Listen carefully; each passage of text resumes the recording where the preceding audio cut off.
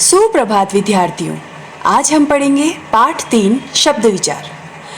दो या दो से अधिक वर्णों के सार्थक समूह को शब्द कहते हैं।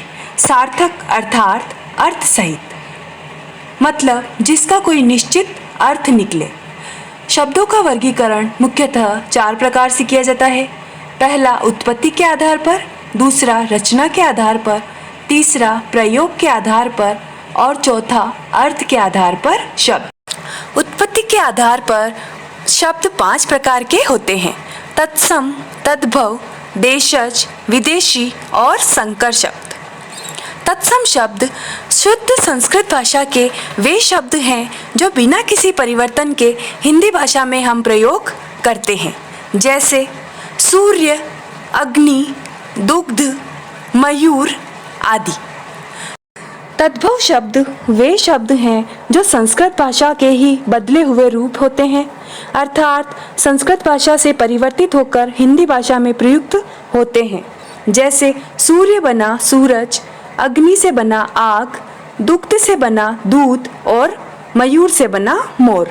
जो शब्द देश की भाषाओं या बोलियों से ही बने हैं उन्हें देशज शब्द कहा जाता है, जैसे खिड़की, जूता, पगड़ी, धोती, फुलका आदि।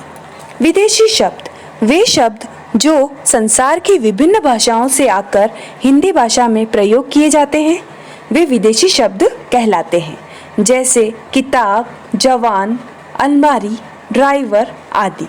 जो शब्द दो भिन्न या अलग भाषाओं के शब्दों के मेल से बनते हैं वे संकर शब्द कहलाते हैं, जैसे खून प्लस पसीना।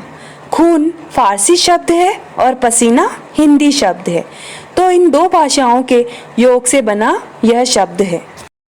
रचना के आधार पर शब्दों को 3 भागों में विभाजित किया जाता है।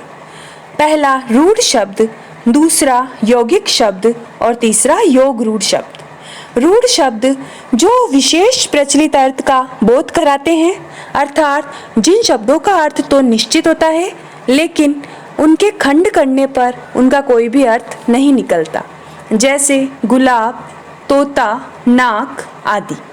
यौगिक शब्द जो शब्द 2 या 2 से अधिक शब्दों के योग से बने हो वे यौगिक शब्द कहलाते हैं, जैसे प्रयोगशाला प्रयोग प्लस शाला से बना है।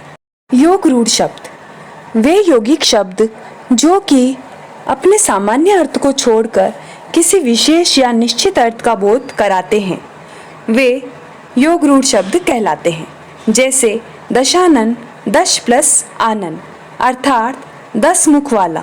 तो यहाँ पर 10 मुख वाला अर्थात रावण के लिए विशेष अर्थ प्रयुक्त हुआ है।